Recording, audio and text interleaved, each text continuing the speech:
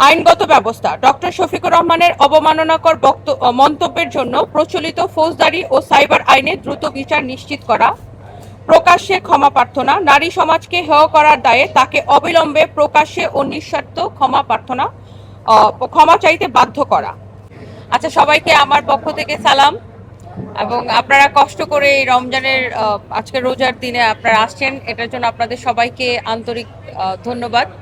এবং আমি আজকের যে প্রেস কনফারেন্সের যে বিষয়টা, সেটার মেইন বিষয়টাই হচ্ছে যে সাইবার বুলিং এবং সাইবার বুলিং প্রতিরোধ নিয়ে। তো আপনারা অনুমতি দিলে আমি শুরু করতে পারি।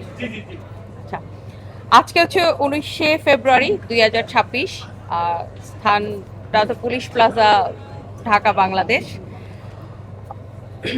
এই চিঠিটা হচ্ছে আমরা প্রধানমন্ত্রী বরাবর পেশ করছি। তো বরাবর মাননীয় প্রধানমন্ত্রী, গণপ্রজাতন্ত্রী বাংলাদেশ সরকার, বাংলাদেশ সচিবালয়, ঢাকা। বিষয়: সাইবার সহিংসতা প্রতিরোধ, নারীর সাংবিধানিক অধিকার রক্ষা এবং সাংবিধানিক the representation of the people order RPO 1972 বা গণপ্রতিনিধিত্ব আদেশ 1972 পরিপন্থী রাজনৈতিক আদর্শের বিরুদ্ধে আইনগত ব্যবস্থা গ্রহণ প্রসঙ্গে।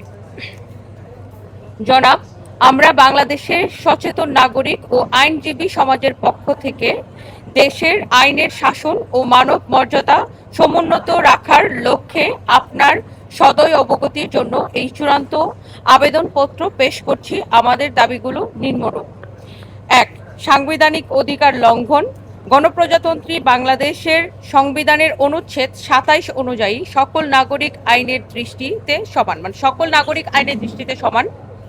অনুচ্ছেদ 28(1) ও 28(2) স্পষ্টভাবে ঘোষণা করে যে রাষ্ট্র কেবল ধর্ম, গোষ্ঠী, বর্ণ, নারী পুরুষ ভেদে কোনো বৈষম্য করবে না এবং রাষ্ট্র ও জনজীবনের সর্বস্তরে নারী পুরুষের সমান অধিকার থাকবে। ডিজিটাল মাধ্যমে নারীদের প্রতি কুরুচিপূর্ণ মন্তব্য বা নারী নেতৃত্বকে অস্বীকার করা এই সাংবিধানিক অধিকারের সরাসরি পরিপন্থী।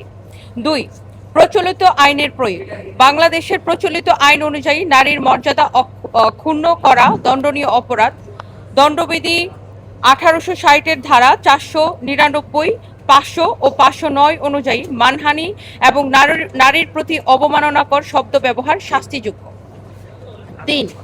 রাজনৈতিক দলের নিবন্ধন ও আরপিও লঙ্ঘন। বাংলাদেশের রাজনৈতিক দল নিবন্ধনের প্রধান শর্ত হল দলের গঠনতন্ত্র ও আদর্শ সংবিধানের সাথে সাংঘর্ষিক হতে পারবে না।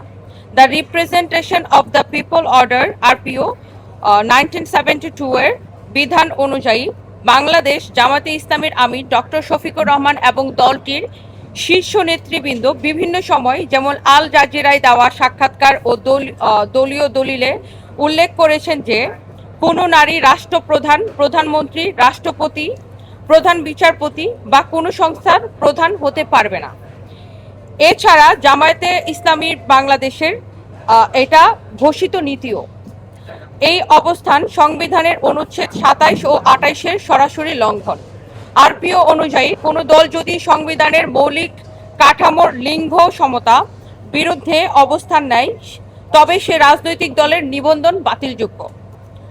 রাষ্ট্র পরিচালনায় নারীদের অংশগ্রহণের অধিকার কেড়ে নেওয়া একটি চরম অসাংবিধানিক আদর্শ।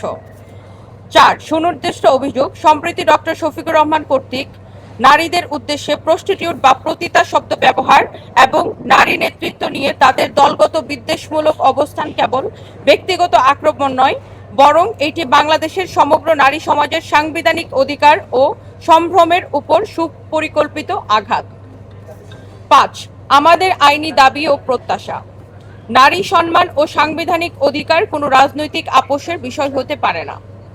এমত অবস্থায় আমরা নিম্নোক্ত দাবিগুলো উত্থাপন করছি: নিবন্ধন বাতিল ও পর্যালোচনা। সংবিধান ও আরপিওর শর্ত লঙ্ঘনের দায়ে বাংলাদেশ জামাতে ইসলামীর রাজনৈতিক নিবন্ধন বাতিলের বিষয়টি খতিয়ে দেখে দ্রুত আইনি ব্যবস্থা গ্রহণ করা।